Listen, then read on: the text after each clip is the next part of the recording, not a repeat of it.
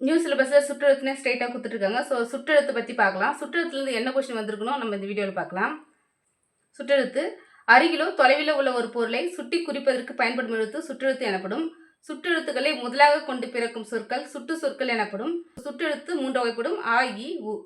இந்த ஆ, இ, உ அப்படின்ற 3 எழுத்தை முதலாவதாக கொண்டு பிறக்கும் சொற்களை 3 வகைப்படுத்துகிறாங்க. அது சேமை சுட்டு, அண்மை சுட்டு, இடைச்சுட்டு. ஃபஸ்ட்டு சேமை சுட்டு.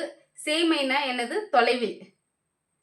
ஸோ தொலைவில் உள்ள ஒரு பொருளை சுட்டுவதற்கு பயன்படும் சொல் சேமை சுட்டு எனப்படும்.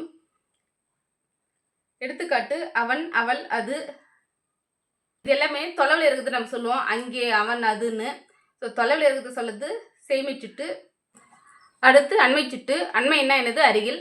ஸோ அருகிலே உள்ள ஒரு பொருளை சுட்டுவதற்கு பயன்படும் சொல் அண்மை சுட்டு எனப்படும். எடுத்துக்காட்டு: இவன், இவள், இது. அடுத்து இடைச்சுட்டு. இடையில் உள்ள ஒரு சொல்லை சுட்டுவதற்கு பயன்படும் சொல் இடைச்சுட்டு எனப்படும். இடையில்னா என்னது? 2 பொருளுக்கும் நடுவில் இருக்குது. ஸோ இது உவன், உவல், உது அப்படின்னு சொல்லுவாங்க. இப்போ இடைச்சுட்டு என்பது தற்போது தமிழ் இலக்கணத்தில் வழக்கொழிந்து போய்விட்டது. அதாவது நம்ம யூஸ் பண்ணதில்லை. இருந்தாலும் சுட்டு எத்தனை வகைப்படும் அப்படின்னு கேட்டால் நம்ம 3 தான் சொல்லணும்: ஆ, இ, உ. அடுத்து சுட்டு திரிப்பு. சுட்டெழுத்துக்கள் தான் கொடுக்கும் பொருளுக்கு ஏற்ப பிரித்தும் பிரிக்க முடியாமலும் அமைந்து வருவதற்கு சுட்டு திரிப்பு என்று பெயர். சுட்டு திரிப்பு 2 வகைப்படும். ஒன்று அகச்சுட்டு, இன்னொன்று புறச்சுட்டு. அகச்சுட்டு ஒரு சொல்லிலிருந்து சுட்டு எழுத்தை தனியே பிரிக்க இயலவில்லை என்றால் அது அகச்சுட்டு எனப்படும். எடுத்துக்காட்டு: அவன், அவள், இவன், இவள்.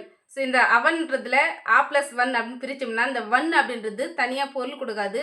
இந்த சுட்டு எழுத்தை பிரித்தா பொருள் கொடுக்கல அப்படின்னா அது அகச்சுட்டு.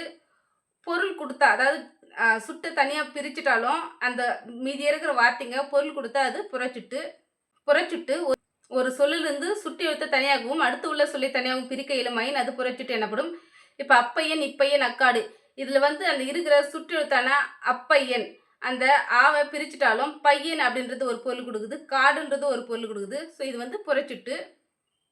இப்போ அவன் அப்படின்னு கொடுத்துட்டு இது அகச்சுட்டா இல்லை சேமை சுட்டா அப்படின்னு கேட்க மாட்டாங்க. எனக்கு தெரியும் இங்கேயும் எக்ஸாம்பிள் என்ன கொடுத்துருக்காங்கன்னா அவன் தான் வருது, இங்கேயும் அவன் தான் வருது. ஸோ இந்த அவன் அப்படின்றது கொடுத்துட்டு அகச்சுட்டா இல்லை சேமை சுட்டா அப்படின்னு கொஷின் கேட்க மாட்டாங்க. கொஷின்ஸ் பார்க்கலாம். சுற்றெழுத்துலேருந்து என்ன கொஷின் கேட்டிருக்காங்கன்னு சொல்லிட்டு. இது குரூப் 4 கொஷின். ஸோ கூட்டு கொடுத்துருக்காங்க. அப்பக்கம், இப்பக்கம், உப்பக்கம் என்பன சுட்டு சொற்களாகும். கரெக்ட் தான்.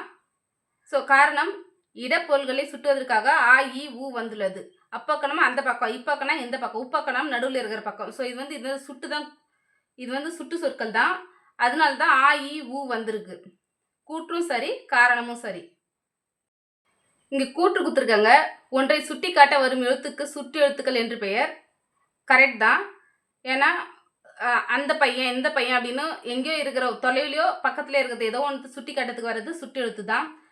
அதை கூற்ற கொடுத்துருக்காங்க. ஸோ அடுத்து அதுக்கு காரணம் என்ன சொல்லிக்கிறாங்கன்னா ஏ, யா, ஆ, ஓ, ஏ என்பன சுற்றெழுத்துக்களாக வந்து பிறவனவற்றை சுட்டுகிறது அப்படின்னு சொல்லியிருக்காங்க.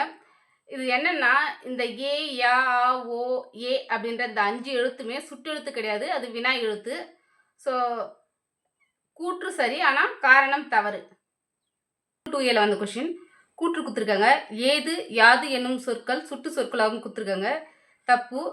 சுட்டு சொற்கள்னா ஆ, இ, ஊ தான் வரும். ஏது, யாது அப்படின்றது வினா சொற்கள். கூற்றும் தப்பு. காரணம் கொடுத்துருக்காங்க. ஏ, யா என்ற சுட்டெழுத்தை அடிப்படையாக கொண்டு சொற்கள் அமைந்துள்ளன அப்படின்னு கொடுத்துருக்காங்க.